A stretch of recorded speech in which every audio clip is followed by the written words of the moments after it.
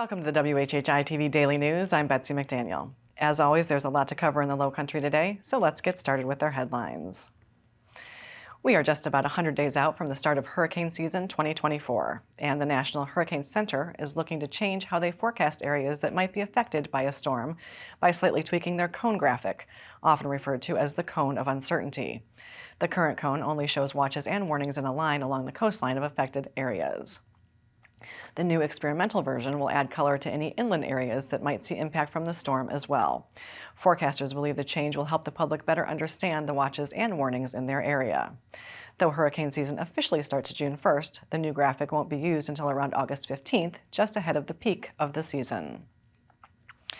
We've all felt the increase in homeowners insurance the last couple of years because of the threats of more storms and severe weather. But many bars and restaurants are also feeling the crush of increased liability insurance premiums, and some are even having to close their doors. That trend could continue unless the state legislature changes the current law that requires any establishment serving alcohol to have $1 million in liability insurance. That law was passed in 2017 after a run of lawsuits against bars and restaurants, but now the premiums for those policies are growing by over 100%. There are bills in both houses that would split or reduce the liability on bars and restaurants and could establish a statewide fund to help pool those liabilities. According to the Charleston Post and Courier, that big purchase of land in Jasper County by the Nature Conservancy we told you about last week, $35 million for over 4,400 acres, was helped by a $6 million grant from the U.S. Department of Defense to help keep land that our military planes fly over undeveloped. The Defense Department is partnering with the Agricultural and Interior Departments to create what's being called a Sentinel Landscape Program to promote compatible land use around military installations. More than 2.2 million acres in the Low Country were designated as part of that program last year. It doesn't prevent development, just makes it more accessible for conservation efforts. About a month ago, Beaufort County switched the public ferry services between Hilton Head and Defusky from the Hague Point Ferry to Low Country Ferry. And since then, Defusky Island residents have been voicing concerns regarding the new service. Safety concerns, run times, lack of cargo space, and increased prices have been the main complaints. And it seems that the Coast Guard has taken notice as well. Back in January, the Coast Guard boarded the Low Country ferry boat to find space heaters being used to warm the boats. And just this week, the Coast Guard was back on board measuring cargo. Before that inspection, residents had reported that Low Country Ferry was lining the perimeter of the boat with cargo, creating a potential safety violation by blocking exit routes in the event of an evacuation. Despite all the complaints, the county maintains the position that Low Country Ferry is meeting their contract expectations. And although a bit delayed this year due to a colder than usual winter, a 50-year-old spring tradition is back this weekend. The U-Pick Daffodil Farm on Calhoun Plantation Road will open this Saturday at 9 and will stay open until 4 or until the blooms run out, whichever comes first.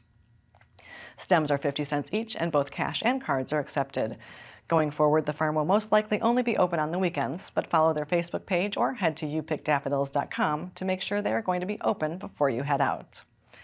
The media sources on your screen will have more on these and other stories, and we would love for you to like us on Facebook and follow us on Instagram at WHHI-TV. And if you have an idea for a news story, we'd love to hear it, so drop us a line at news@WHHITV.com. And now here's Justin Jarrett with what happened last night in the Lowco.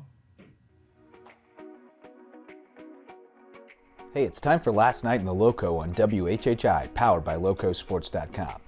3 more Lowco area high school basketball teams punched their ticket to state championship games last night, and at least one of them is guaranteed to bring home some hardware.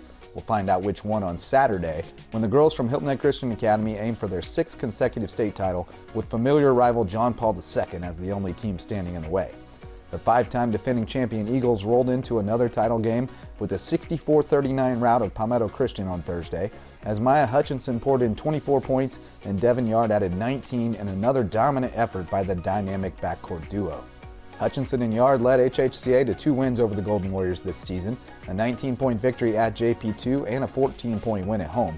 But they will have to do it again after the Golden Warriors held off Orangeburg Prep 46-41 in the other semifinal to punch their ticket to the state championship game for the first time. Cayce Graves and Termini each had 13 points and 7 rebounds, and star Brady Mahoney went over 1,000 career points in the historic win for JPII.